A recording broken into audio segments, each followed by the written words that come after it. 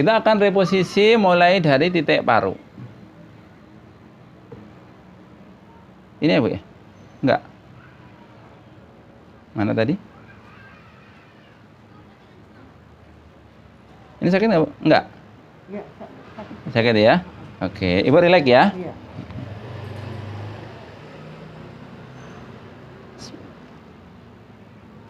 Relax. Nah, berasa Bu? Iya. Iya. Paru-paru. Jangan sedih-sedih lagi tapi. Iya. Happy aja. Duit, nggak punya duit, happy. Relax.